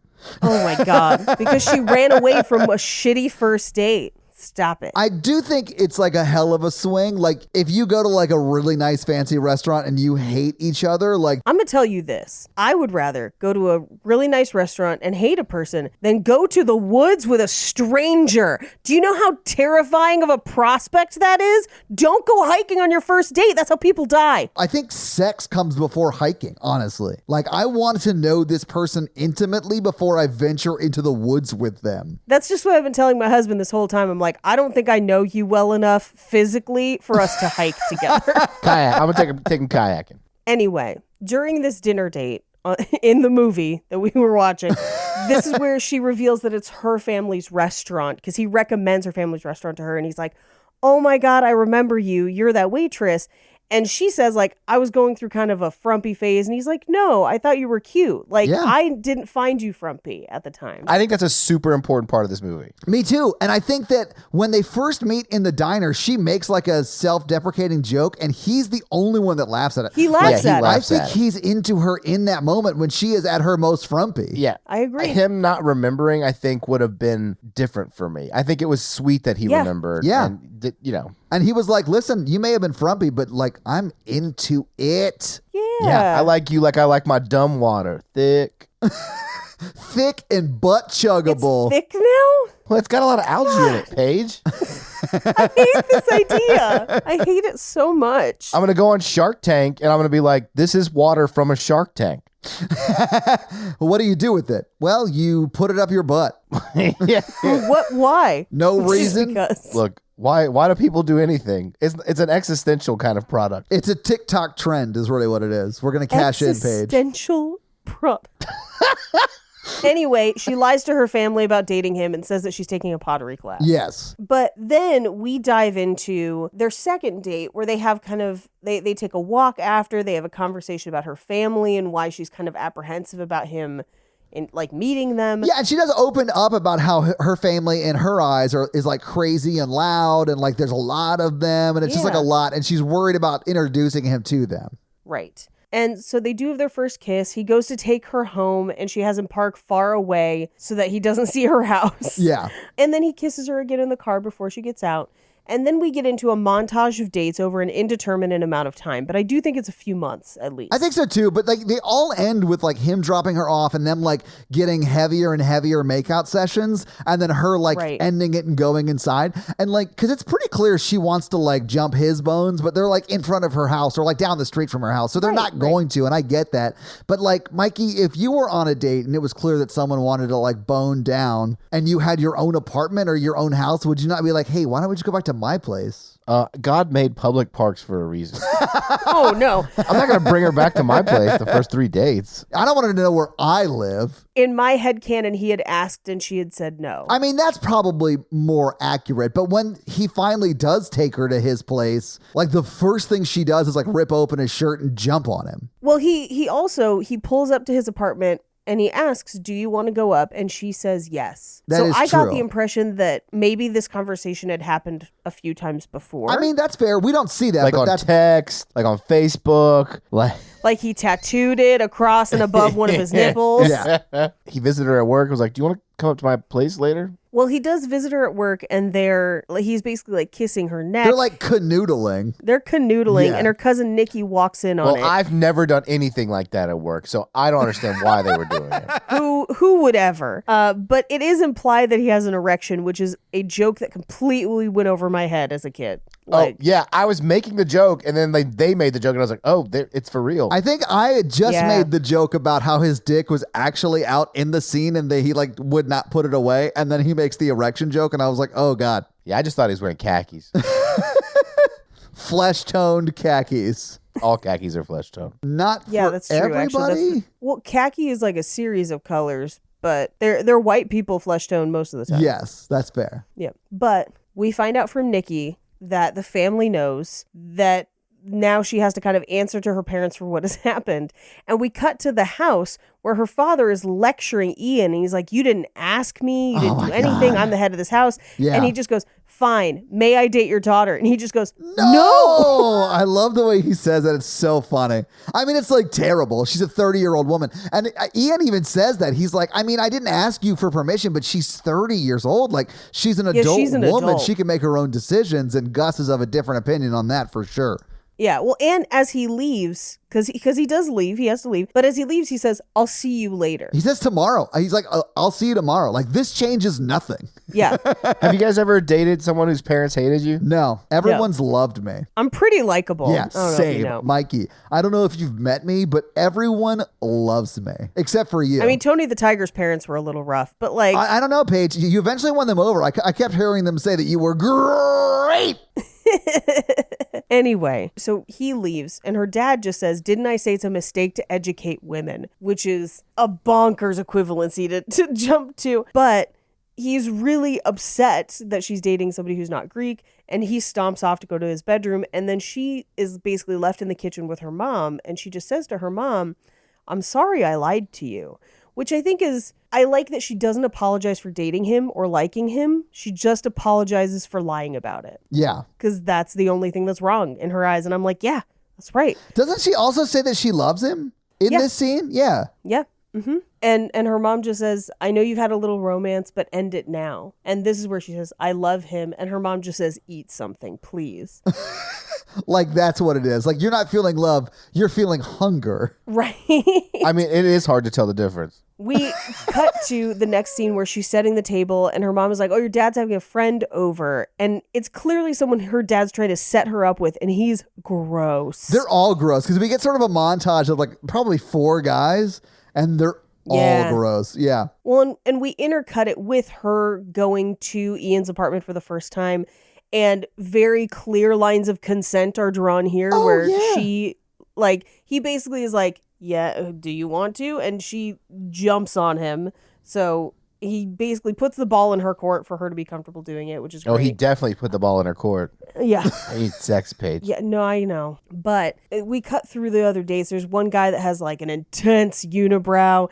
There's a guy that's got pinky rings and a dude with greasy hair. And she just kind of gets up and leaves the table. Yeah. And we cut to a dinner with her and Ian's parents. And they're very bland toast people. I sort of love them though because they look sort of academic and they're sitting in like a sitting room area, like drinking alcohol, and everyone's silent. And it looks like just such a boring evening compared to like what the Greek family is like, you know? And Yeah. I really love that like juxtaposition between the two of them. Like if I grew up like Ian did, I would probably want to be with someone who had like a big, crazy, wild family. Right, exactly. And they're definitely trying. They're trying to understand her and get to know her. They're just kind of bland and very quiet in comparison. I would say they're more reserved people. There's nothing wrong with them. They're just more reserved. Yeah. Yeah. I mean, they're pretty boring. Yeah, they are boring. Yeah, I get that. We cut to Tula and Ian in his apartment in bed together, and they say, I love you, which is very, very sweet. Yes. And then he asks her to marry him and has a ring, the whole thing. Yeah, they're like firmly in the afterglow, which is probably not the best time to ask someone to marry you. I don't know. Oh, yeah. They're almost definitely going to say yes. Yeah. Unless you've planned it horribly. So we cut to her house where her mom and dad have a conversation about it where he's still upset. And he's like, why did she do this to me? How could she do this to me? And her mom says, she didn't do it to you or to me. They just fell in love. It happens. Yeah. And he's like, nobody talks to me about anything. Nobody asked for my permission. I thought she was going to be married in the church, and this is killing me, basically. Yeah. And Tula is on the porch overhearing the conversation. So she knows what's going on. Yeah. She still lives at home because she essentially has been Yeah. like working for her dad since she was 18, and he apparently doesn't pay her money. Oh, she's probably been working for him, but since she was like 12. Oh, that's probably true. I Yeah. just mean since like post college, she's probably been full time at that restaurant. Yeah. And I do think she's getting paid at the travel agency because she does say, like, would you hire me? That is true. Yeah. But we cut to the next day. She basically finds Ian at school because he's a teacher. And she asks, like, can we elope? Because, like, I'm so happy with you, but my family is so unhappy. Yeah. And they're unhappy because it won't be a whole Greek to do in the church. And he basically is like, then let's do the thing in the church. Like, what do I have to do? He's like, I don't want to have to sneak around with you. I love you. Yeah. So, like, whatever we need to do to make this happen, let's do it. It's super sweet, man. Like, and he does sort of explain it to his parents as like, listen, we are of faith, but we don't like have a church home. And like, I want to be, supportive of them and their faith and their community. So I'm going to join their church. And everyone in his family seems pretty supportive of that. Like, Yeah. I thought that was great and Yeah. super nice that he would be willing to do that. Yeah. And so we cut to her dad, who's basically like, oh, so you're going to be baptized tomorrow? You're lucky. It's your lucky day to be baptized into Yeah. the church. And then he says, Nikki's going to be your godmother, who's her cousin Nikki, who's just adjusting her tits as they cut to her, I which thought is that so was very great. funny. Yeah. And we cut to the actual baptism where they oil him up and then they dunk him in a baby pool multiple times. And this is the scene where Tula turns to her brother and is basically like, any minute now, he's going to say that I'm not worth this. And her brother basically says, yes, you are. Yeah, you absolutely are worth this. Yeah, her brother's like, he's just a high school teacher. Yeah. I'm kidding. That's a joke. A teacher's a great profession. I'm just making a joke. But really, he needs the money. So you're saying he marries her because she comes from a wealthy family? Yeah, he was all in when she was like, my parents own that restaurant. That's what it was. He does learn that pretty early on in their relationship. You're right. He's like, wait, your family owns businesses? Ka-ching. Yeah, I'll go Greek. We cut to Easter, where she's kind of explaining all the Easter traditions, and he's going to meet the whole rest of the family after he's been baptized. And this is also where we first see that her sister is pregnant again. Yes. To show the passage of time. We're going to need a pregnancy. Yep, exactly. Talking about a pregnancy. I love that you got that reference, Paige. Thank you. She then, once all the family gets there, she experiences something that happened to me when I got engaged, where people who mean well are like, we never thought it would happen for you. That's so terrible. People actually said that to you, Paige? Oh, yeah. People totally said it to me. Fuck, that's so mean. Like on both counts. Like that's so mean. Everyone in my life is going to say that. You two are going to say that. I will not, Mikey. No. I will be so happy for you. And I swear to God, if I am not your best man. Unfortunately, my great-grandfather will be my best man.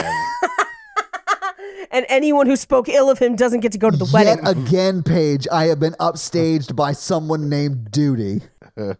I don't think this is the first time you've been upstaged by shit. That's what I'm saying. I don't think This so is either. not the first time. Yet again, I have been upstaged by Duty. Yeah. So the reason people were saying this to me, at least the way I interpreted it, I never brought anyone home. So I dated I get a handful yeah, of people, but I yeah. just never introduced anybody. Like, Jake was the only boyfriend anyone ever met. They didn't realize that there were others that just didn't even make the cut to come home. Yeah. You know? That makes So, sense, I guess. Yeah. Yeah. And so I think that's why people were like, oh my God, we never thought, we were surprised. We didn't think this was going to happen. But it was because literally they'd had no preamble before that. Yeah. But it's a thing that people say meaning well and feeling like they're excited for you that actually kind of stings a bit. No, when it's people it's say a it. really dick thing to say. Like, oh man, I never thought you'd find someone that could see you for like a person. Like that's really I rough, thought you were man. Like, super gross Yeah. and man, like good on you. holy shit, someone wants to put up with you the rest of their life. Yeah, they were Oh. like, he must be Greek weak. W-E-A-K. No, Key is Eak. right. Yeah. W-E-A-K. Weak. He's weak for Greek. You get it, Paige? He has a type, and that type is swarthy. Hey, there's a lot of us swarthy ladies out here. If you're a dude into swarthy ladies, you gotta let us know. Cause like, Paige, you're a married woman. Yeah, Paige. I am a married woman. I don't need people to let me personally know. You need to clarify. As someone who said some things on a podcast that have gone not the way that I thought they would go. If you're into swarthy ladies, you need to let Mikey know. Oh, God. Because you're going to love my new product, dirty water. No, don't lump us swarthy ladies in with your dirty water. We all know everyone out there butt chugs. Why not butt chug with dumb water? No, don't do it. Ladies, if you have to wax things that you don't like talking about, join up together against the dumb water. I don't like your dumb water. Swarmy has some of the same letters as the swamp water. I'm now First of all, bottling it's to sell. swarthy, not swarmy. Swarmy? Oh, dear God, Mikey. God. Yeah, we got to wrap this up. Yeah, we got to move on. The pizza's going to be here soon, guys. We got to. Great. So we meet a couple other family members, or at least Ian does. So we get her brother, who's like, "I'll kill you if you hurt her," and we're gonna make it look like an accident. He's like, "Isn't that right, Joey Fatone?" And Joey Fatone's like, "It's gonna be May who kills you if you hurt her."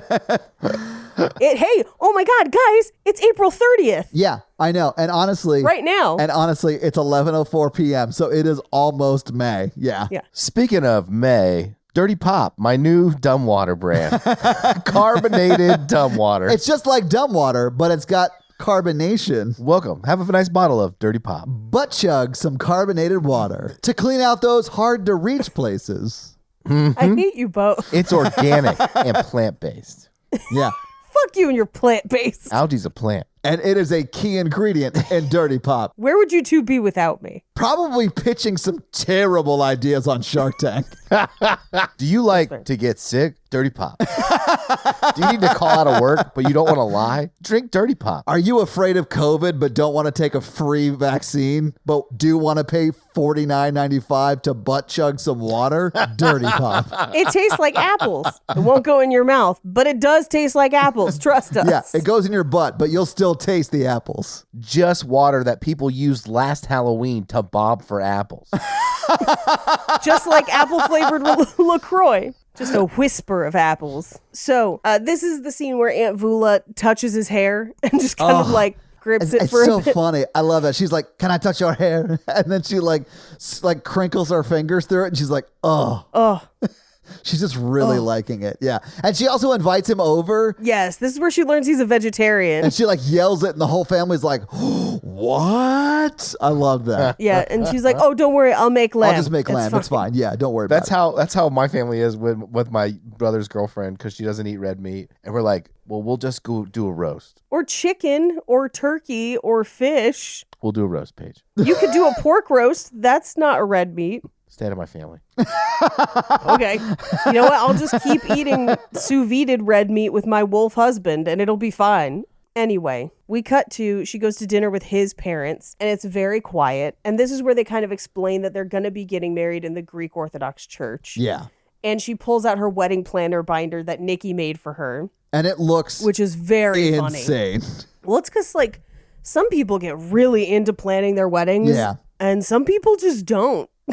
Like, And I don't think there's a right way or a wrong way. I think it's up to like the couple No. getting married and do whatever you feel you want to do. yeah, I will say it's a lot less stressful to kind of like not get that into it. But I had this thing where when I got married, I was like, I refuse to argue with another adult over napkins because it's not important. Like, Yeah. that's not what the day's about. Right. And so I kind of, there were a lot of things that I was like, I don't know. I'm showing up to get married that day.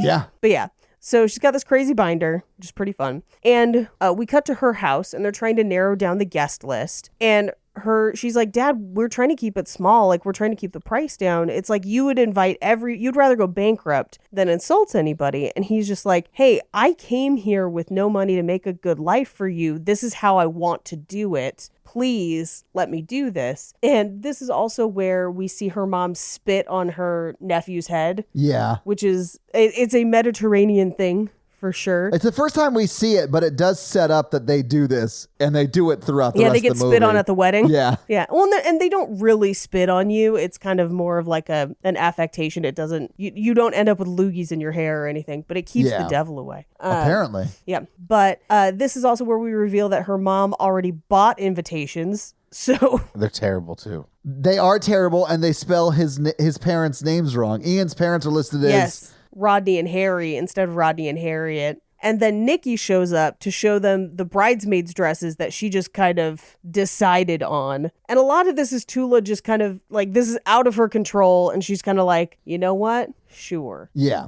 We cut to later that night where her younger brother is talking to her. And he basically is like, I'm going to start taking art classes. And she's like, that's great. And he's like, I did it because you did it. And it's this very sweet moment between them, which was very fun. We cut to their engagement party where they're inviting Ian's parents over, and Tula thought it was just going to be the family, like basically like her mom and dad, his mom and dad, but instead they invited the entire family and roasted like a whole goat on a spit in the yard, which honestly, I bet it tasted fucking amazing. I bet it did. It's actually 3 goats. If you see it, there are 3 spits in that yard. Jeez. Yeah. Well, I mean, there's a shitload of people there. Like, there's a lot of people that's there. True. Yeah. There's a lot of people there. And, you know, they introduce everyone and they're like, this is my sister and their kids, Anita, Diane, and Nick, and my brother-in-law and his kids, Anita, Diane, and Nick. And they introduce like 4 different sets of people as Anita, Diane, and Nick. Do you have, I mean, you've got an assload of cousins. How many repeats do you have name-wise? Not many at all, actually. Really? Okay. So, like, I have a nephew that's named after my brother that passed away, and that's pretty much the only repeat. What about your cousins? Is that like 14 Jebediahs or whatever? No, they all have very different names. Yeah. Huh. I have a repeat. We have 2 Sarahs. Okay. But Sarah's a pretty common name. yeah. But we do have, like, some early Mormon names in the family.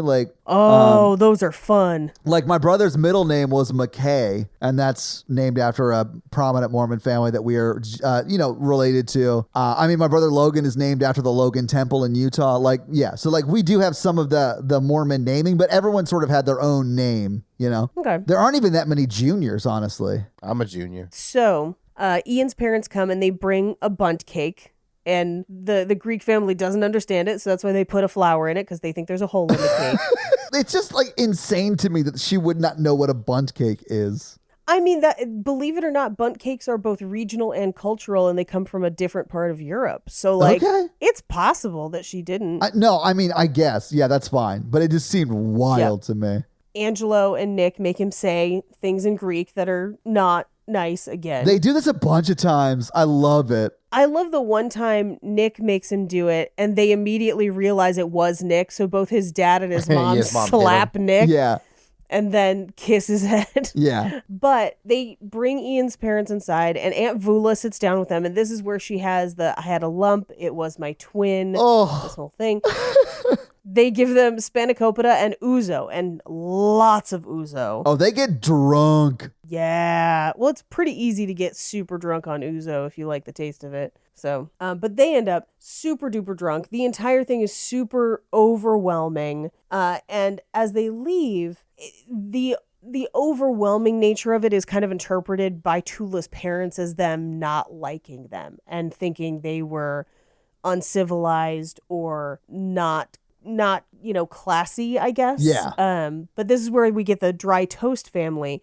And as Tula's overhearing this, she watches out the window as Yaya tries to run across the lawn, and the sprinklers come on. I love that shot too. And it turns her back. Yeah, it's so funny. It is very, very funny. So we cut to the school where Ian's talking to his best friend, the one that was in the restaurant the first time.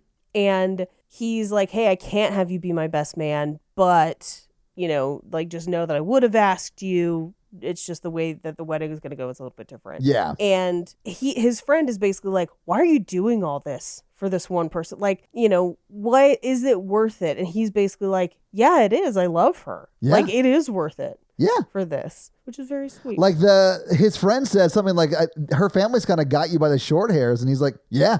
Yeah. He's like, he owns it. He's like, yeah, they're the shit. I love them. I love my fiance at this point. Right. I can't wait to be a member of the family. Like, I really do love sort of how gung-ho he is to join, like, what is portrayed as like a crazy Greek family in the movie, Who's rich, Yeah. a rich Greek family. It's only because they haven't been paying Tula for 20 years. Yeah. I love your take that, like, he is in this for the money. And I mean, I'm not saying you're wrong, Mikey. I mean, I'm just saying he probably looked up that tradition about the present at the wedding. Oh, you mean when they buy them a house? Yep. Yeah. I mean, it's not always a house. It just happened to be in this instance. Paige, I think it is always a house. No.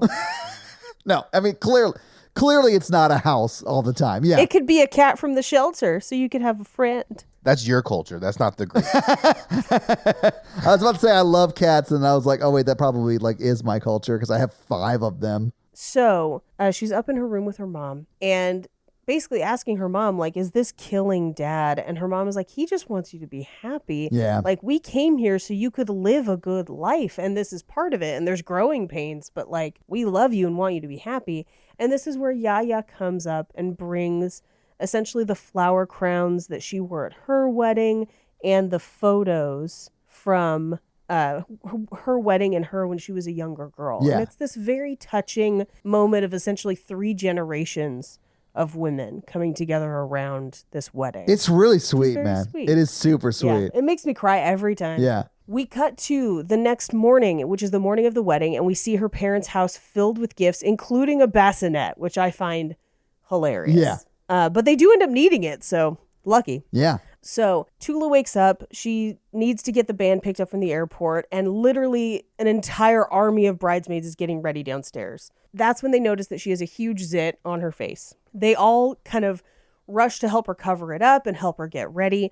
When her brother sneaks in and snaps a photo of them in their underwear, which is a little... Super weird, right? Like, It's all his cousins and aunts. yeah, that's it's real his, gross. That's his family. And he's like, you know what I want? Yeah. A picture of everyone in their underwear. And I get he would Yeah. do it to like blackmail them, I guess, or just like I have think he's something specifically on them. trying to get one of Nikki because she's got her like mustache cream on. Yeah, okay. But still, yeah. It's a bit weird. It's a bit weird. She gets him to pick up the band. They cover up her zit. They bring her mom in, and her mom is going to try and give her a lecture about how to handle the bedroom later. And she's like, please let that be the end of this God, speech. I honestly This thought is that no was good." so funny. I loved it. Because the mom's under the impression that they haven't had sex yet. Of course, yeah, I'm sure. Yes. So they hand her the wedding dress. They kind of get her all dressed up. And it's clear that this is a big dress with a bunch of stuff on it. It's a whole lot. And when they get her all into it, she just says, I'm a snow beast. Because it's just everything everywhere all at once. Yes. We cut to the church where his side is almost completely empty and hers is completely full. And as they walk down the aisle, they spit on her for good luck, which is great. Like you do in a church at a wedding. Yeah, It's better for the birds than the bird seed. that's true. Yeah. But also it's for good luck and to keep the evil eye away. Yeah. It's lucky spit. So we do see their wedding and we see their new set of flower crowns, which is very sweet. Yeah. And we cut to them getting into the limo to go to the reception. And he kind of helps her get out of the veil and a bunch of other stuff. And she reveals that she had a huge zit, even though she's taking off a bunch of her makeup because it was just a lot. Yeah. And he said, oh, I did too. And she says, where was it? And he's like, oh, I put Windex on it. It went away. And I think the reveal that the Windex works is hilarious. Although I do think that after this came out, Windex had to be like, please don't put this on your skin. Oh, I'm sure there were people who were like, wait, does Windex actually cure everything? Because we see like does not. her dad soaking his elbow in it and like what flashback when she's a So kid. funny. Like the Windex comes up so much in this movie, but never in a cleaning context until the credits when you finally see the dad using it to like wash the windshield of his car. Yeah, and my favorite is the one where he's trying to tell somebody else to do it. And he's like, last night my toe was as big as my face. And I was like, you should go to the hospital. Oh my God. You know what's not going to cure gout for you? Windex. Windex. Yeah. Well, it clears streaks on windows and streaks on your face. Okay. So we cut to their reception, and the wedding band is actually playing songs from That Thing You Do. They're playing All My Only Dreams, which is not well, but it's kind of a fun little Easter egg if you know about it. No, this band is terrible, and they had to pick them up from the airport. So they flew this band in. They flew them in. Yeah. Yeah. And they're terrible. We get a wedding speech from her dad where he's like, you know, the last name Miller comes from the Greek word Milo, meaning apple, and our name means oranges. So even though we're different, in the end, we're all fruit. Yeah. And this is where they give them a house as a wedding present. Yeah. It's pretty wild. The end game has come to fruit. Fruition. Yeah. Fruition. I think, honestly, when I look at it, it's their family definitively saying, we love you, we care about you, we want you to have a good life together. A different angle. We bought the house next to ours so we can control you still. Exactly. That's what I was thinking too. I mean, that's true. It like when we do find out that it's next door, it's a little troubling. But yeah. Then they all end up dancing. We cut to the end where we do get some more voiceover, and she says, sometimes I'm afraid it didn't happen, but it did. We got married. A minute later, I was pregnant. And then we cut to 6 years in the future where Yeah. they're taking her daughter to Greek school, and she's like, well, I want to go to Brownies. And she says, but you can marry anybody you want. And as they walk down the street, we see that they still live next door to her parents, and her sister's pregnant again. And that's the movie.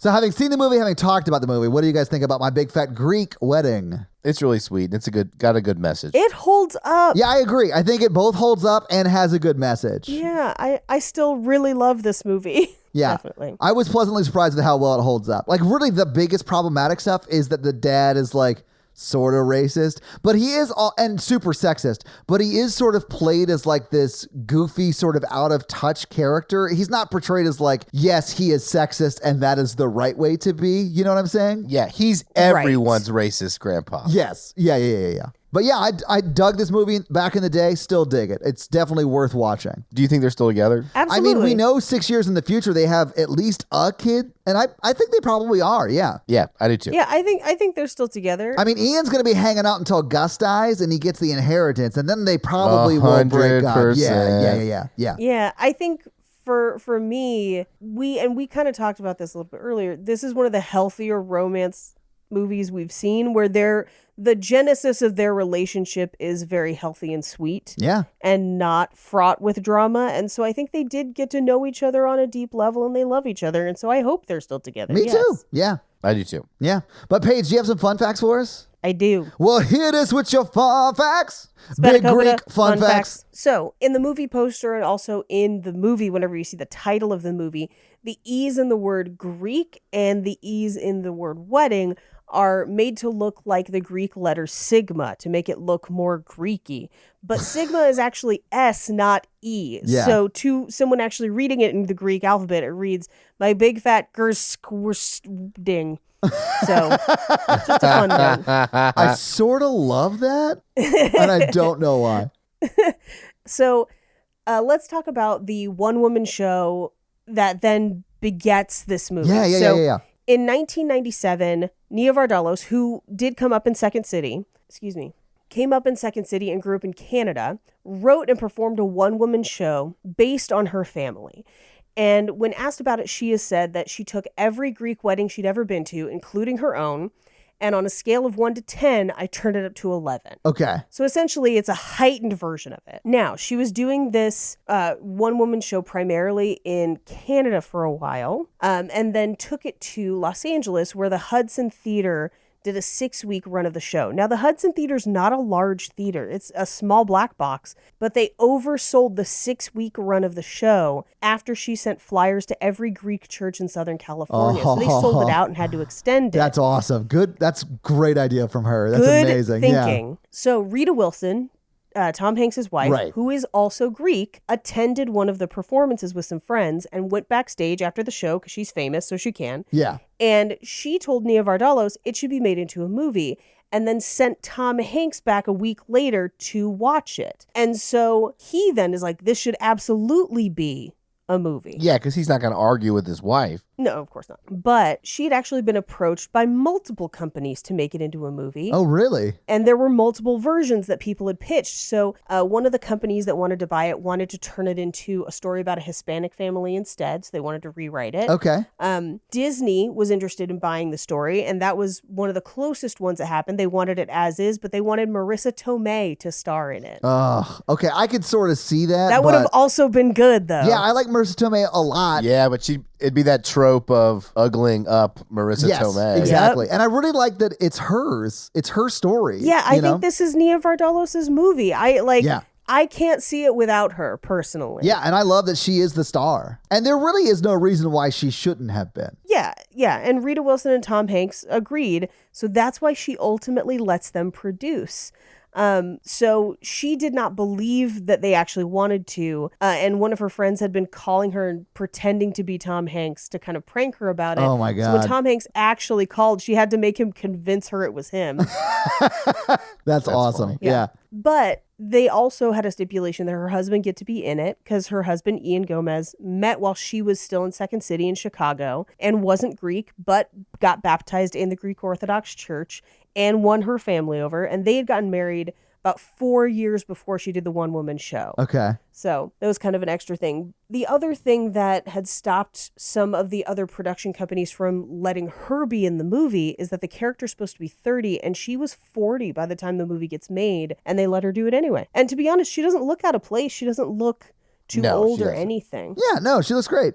Yeah, she looks great. When the movie finally came out, it actually had a sneak preview during Montreal's Just for Laughs Film Festival. No shit. Because that's where the one-woman show had been when it was in awesome. when it was in Canada. And that was in 2001.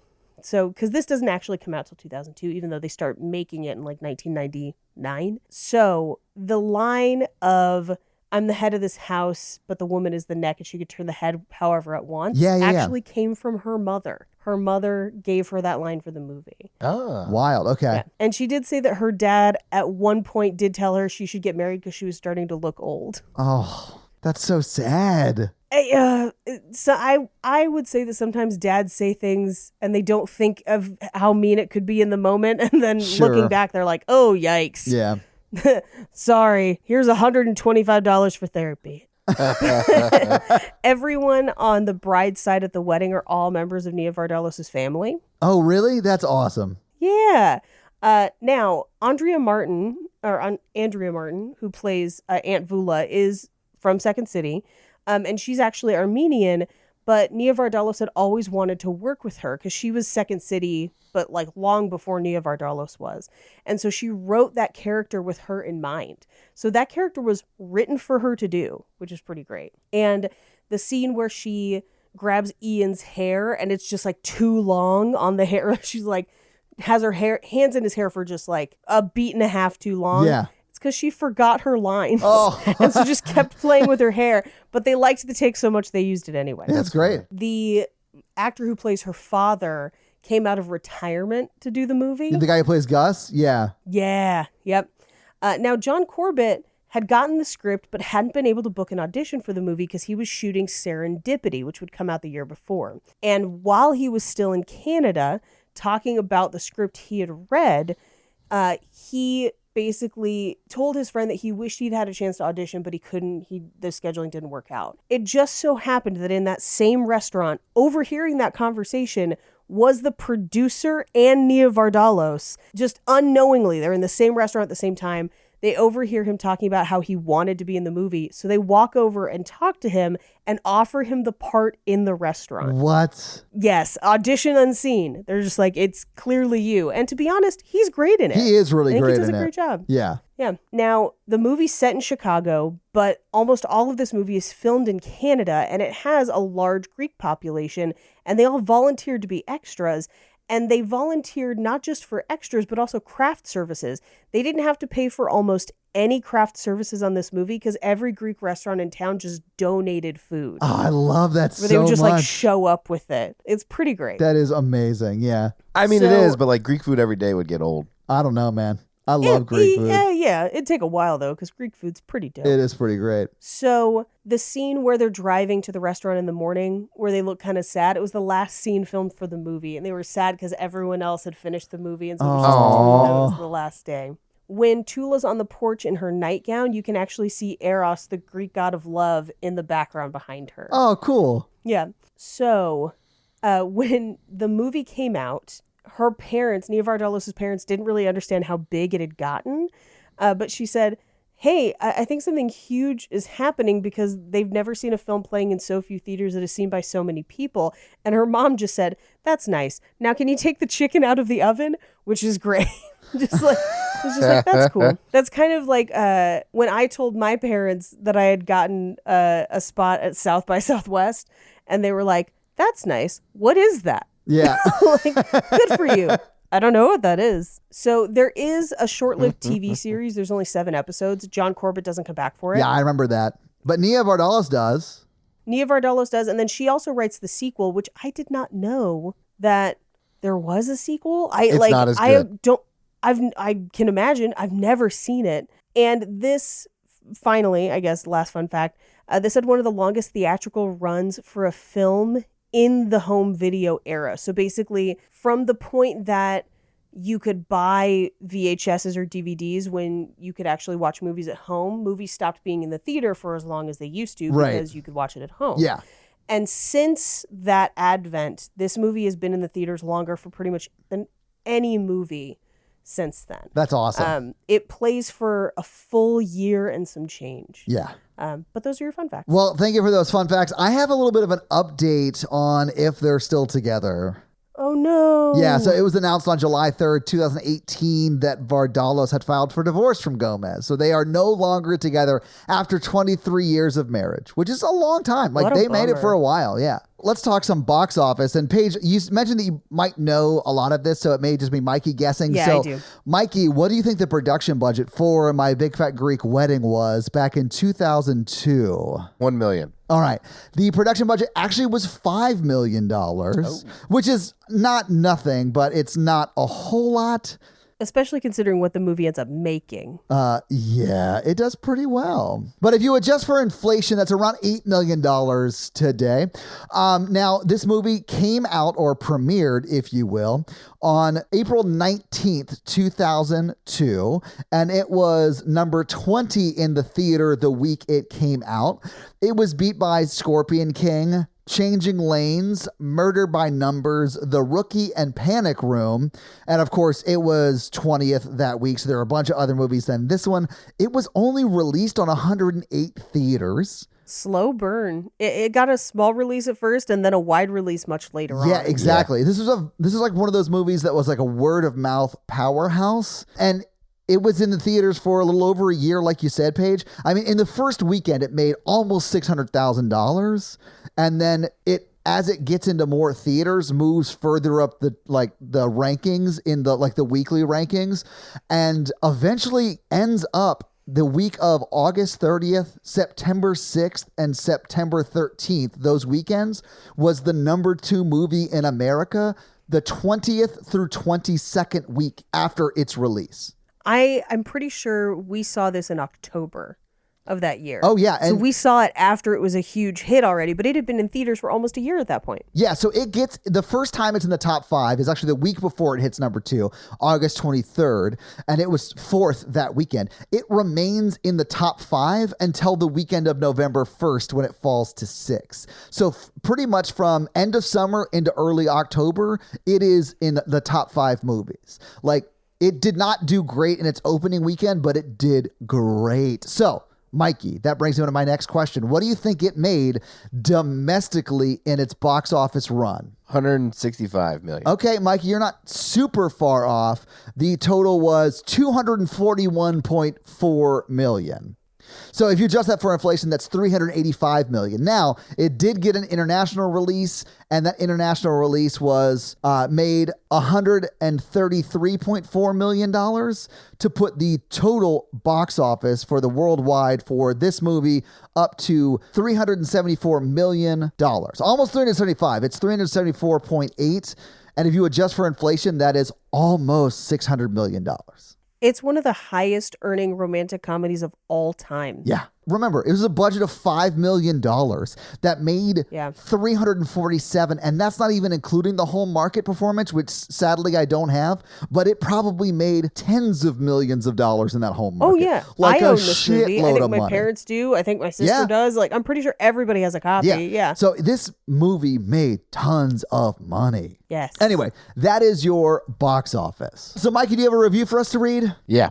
Well, Mikey, whose review are you going to read this week? Charles Popcorn NG. Well, what does Charles Popcorn NG have to say? The Mountain Between Us. Okay. I don't know why this made me so upset, but The Mountain Between Us was, in all caps, 100% marketed as a romance. Ugh. The year the movie came out, I was working at a movie theater and saw that trailer ad nauseum. Loved the show, but quit being so mean to Mikey. 5 stars. Listen, I will say this. I don't know. Like, I wasn't saying you were wrong. I was just saying the movie is not a rom-com. Like, it is not a romantic movie. So I apologize, Mikey, and I, on behalf of Charles Popcorn NG, it may very well have been like marketed as a rom-com, but it is not. Paige refuses to weigh in. Okay. So this week, Paige, you made us watch My Big Fat Greek Wedding. next week is my turn. And I thought it would be fun to watch a movie that let me ask you something really quick. Oh, God. I hope you've seen it. If you pick another shitty movie that you've not seen. Mikey, I have seen this movie. I'm also not 100% sure we haven't done it already. So if we have, let me know. But Okay. I want to do A Knight's Tale.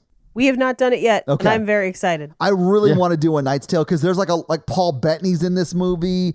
Alan Tudyk is in this movie. I'm fine with that. I think it's just as much a except romance. for Shannon Sossaman. It's just as much a romance as The Mountain Between Us. It's more of a romance Yeah, than the Mountain no. Between Us. It's definitely more of a romance. Absolutely I don't know about more. that. I don't know about that. It's 100% more. Anyway, so I think I'm going to choose A Knight's Tale. So your homework for next week is to figure out how to make chest armor that is not super heavy and get wine drunk while watching A Knight's Tale. And make sure that you've been weighed and measured, but not been found wanting. Yes, absolutely, Paige. Mm-hmm. I think it's been 20 years since I've seen this fucking movie. It was on TV recently. I think it holds up, if I remember It's always correctly. on TV. Okay. But yes, it still holds Well, up. awesome. I can't wait. So, yeah, guys, if you like this power throuple that we have here on this podcast, make sure to check out our other podcast, The Horror Virgin. And that is the only other podcast that Mikey and I are on. But Paige gets around, and she is on 2 other podcasts, Black Card Rehab and Cult Podcast. So guys, definitely check out those because they're amazing. If you want to follow us on social, we are at Romancing the Pod Show Yes. on Yes. Instagram, and we are at something else on Twitter who I just have never taken the time to learn It's just Romancing Pod Show because they have a character limit and it's show SHO like Showtime. So guys, check that out as well. And if you want to follow us all individually, Paige is at Rampage Wesley everywhere, including TikTok, except for Twitter, where she is at Paige Wesley. Mikey is at M Randolph24, and I am at Todd J Awesome everywhere. And guys, we got a P.O. box. So if you want to send us some love letters or whatever you might send to a P.O. box, it's actually not a P.O. box. It's like a regular street address. It's pretty awesome. It's 6688 Nolensville Road, number 108-34, Brentwood, Tennessee 37027. So send us some stuff. Yeah. Well, that's going to be it for us, you guys. I'm Paige. I'm Mikey. And I'm Todd. And you complete us. To completion. Do you want to see my Greek meat? No.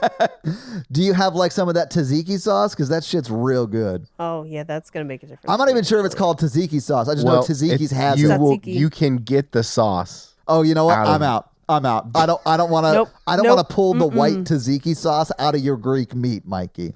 I've been eating a lot of pickles. Oh, God. But I do think everyone should start butt chugging dirty water. Dirty water. Oh, stop it. We'll see you next week. Bye. La, la, la, la, la.